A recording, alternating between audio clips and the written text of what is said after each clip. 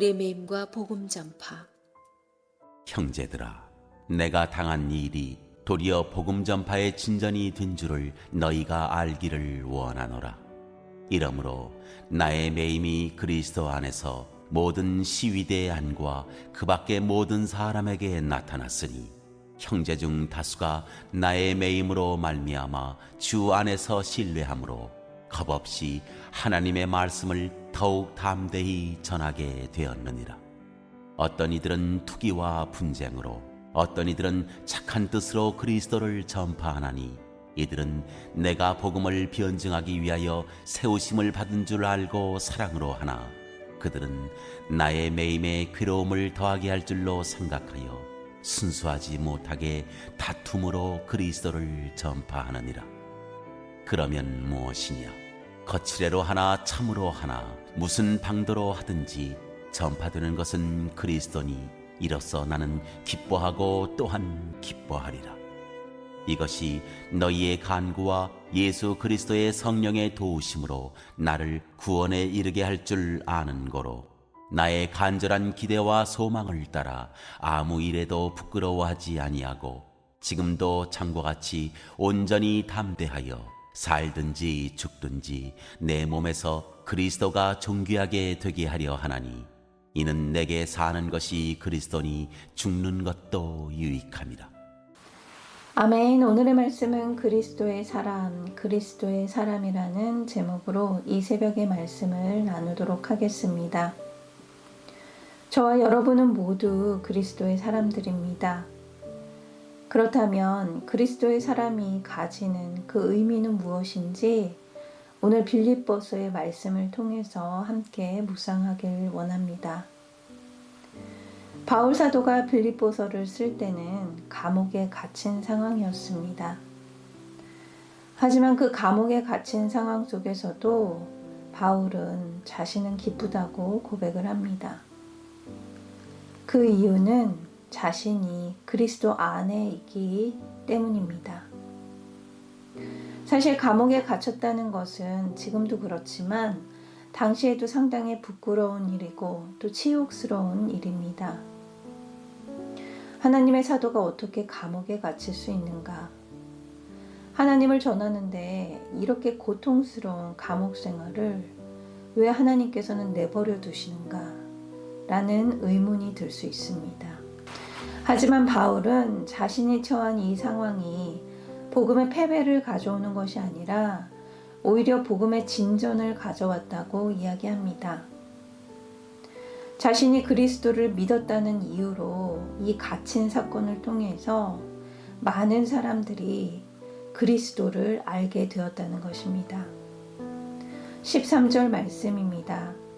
이러므로 나의 매임이 그리스도 안에서 모든 시위대 안과 그 밖의 모든 사람에게 나타났으니 바울이 감옥에 간 사건은 오히려 많은 성도가 하나님의 말씀을 또 더 담대하게 전하는 능력이 되었습니다.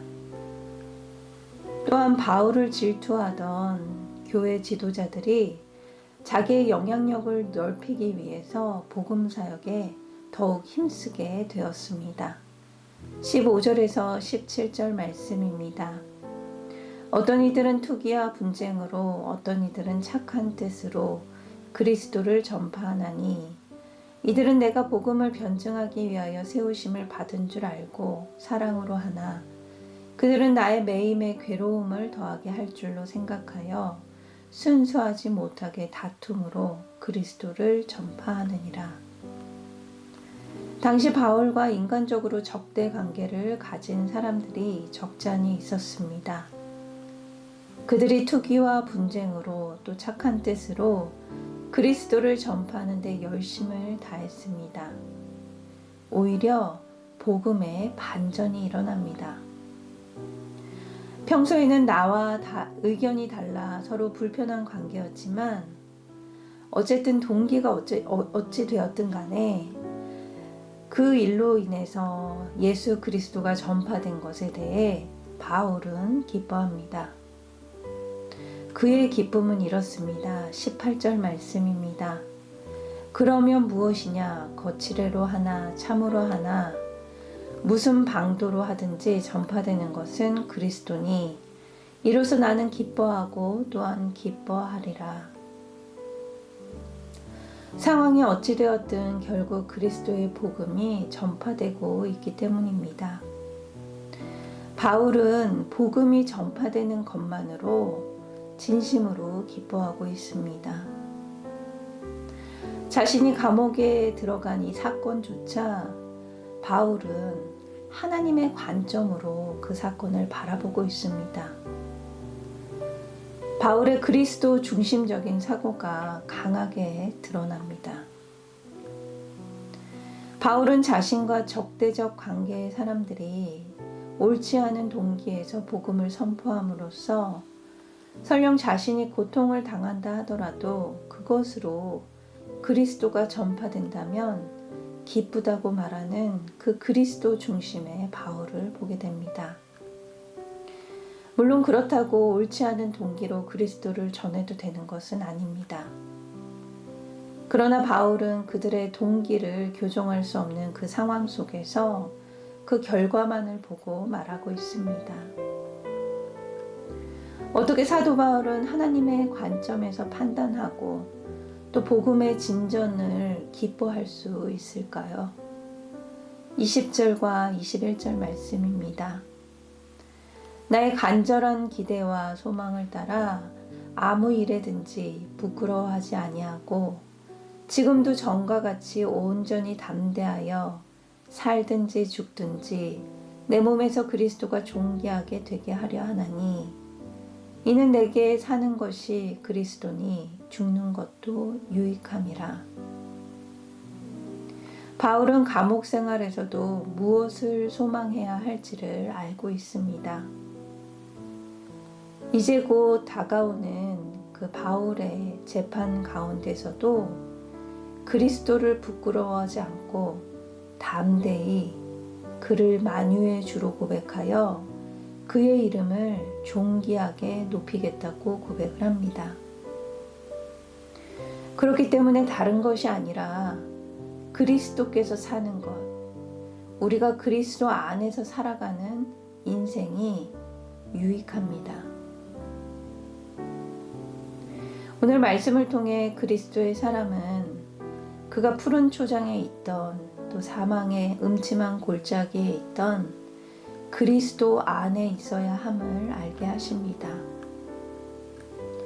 감옥 안에 있던 바울이었지만 그는 언제나 자신은 그리스도 안에 있음을 믿었고 또한 그렇게 살았습니다. 저와 여러분도 우리의 어려운 환경 가운데 그 환경만에 집중하지 않고 눈을 들어 주님이 함께 하심을 고백하며 동행하며 사는 저와 여러분이 되길 기도합니다. 그리스도를 위해 자신의 매임이 전혀 문제가 되지 않았던 그 바울처럼 어떤 상황이든지 그리스도를 위해 살기를 축복합니다.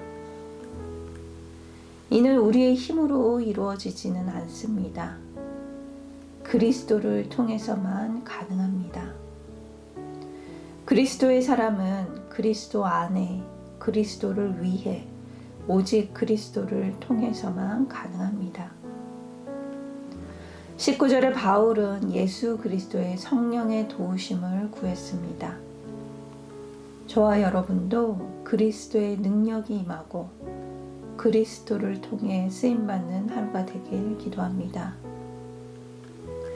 오늘 말씀을 준비하면서 몇 년 전 북한 선교 사역을 하시다가 그 북한 감옥에 950일 정도 갇히셨던 이면수 목사님이 떠올랐습니다. 북한에서 사형 선고를 받고 감옥에 갇히신 목사님은 그곳에서 독방에 갇히고 또 권총을 찬 50명이 넘는 그 경비대에 둘러싸인 채 그렇게 독방 생활을 하셨다고 합니다. 아무것도 없죠. 그리고 매일 시키는 일을 해야만 했습니다. 그 일은 8시간 동안 그냥 땅만 팠다고 합니다.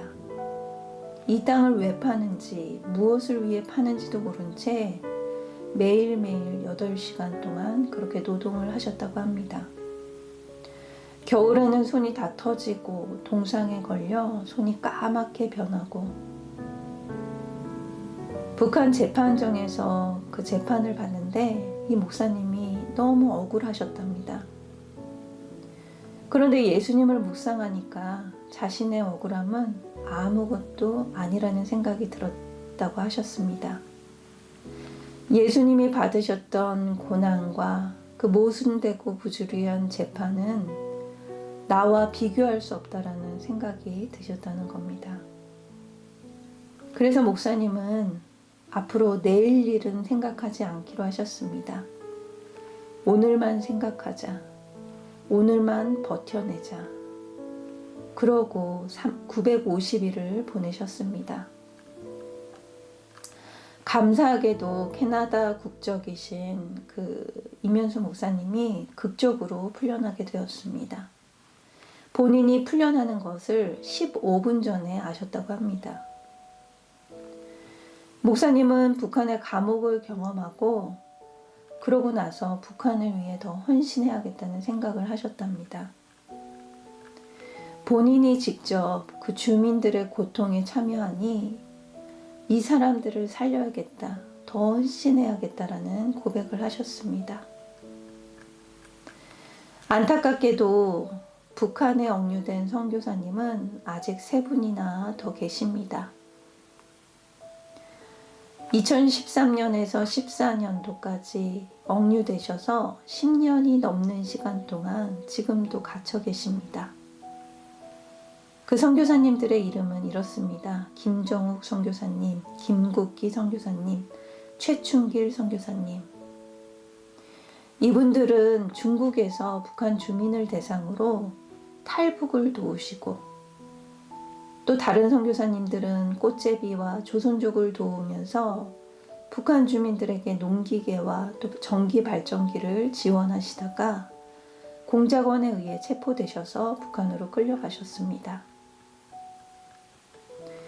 억류된 선교사님을 위해 또 가족을 위해 오늘 같이 기도해 주시기 바랍니다. 무사히 가족의 품으로 돌아올 수 있도록, 또 갇힌 그곳에서 그리스도 안에 그리스도를 위해 또 그리스도를 통해 오늘도 살아낼 수 있도록 함께 기도해 주시기 바랍니다. 다 같이 기도하도록 하겠습니다. 사랑의 하나님, 오늘도 우리에게 귀한 말씀 주셔서 감사합니다. 기뻐할 수 없는 상황에서 기쁨을 고백한 바울 사도의 모습을 보게 하신 감사합니다. 내 눈으로 내 상황을 바라보니 불평과 원망이 가득했지만 오늘 말씀에 의지하여 하나님의 관점에서 나를 바라보니 감사와 기쁨이 넘칩니다. 내게 가족을 주신 감사합니다. 내게 움직일 수 있는 몸과 주님의 말씀 앞에 설 수 있는 주님을 아는 지식을 허락하심 감사합니다. 오늘도 그리스도 안에서 그리스도를 위해 그리스도를 통해 도우심을 구합니다. 성령의 도우심으로 나의 모든 상황과 사건들을 인도하여 주시옵소서. 지금도 수많은 감실 속에서 하루를 살아내는 선교사님들 기억하여 주시옵소서. 인도하여 주시옵소서. 주님의 선하시고 온전하신 계획 가운데 그들의 길을 인도하여 주시옵소서. 가족들을 보호하여 주시고 속히 갇힌 곳에서 자유함이 선포되길 기도합니다. 감사드리며 예수님의 이름으로 기도드립니다. 아멘.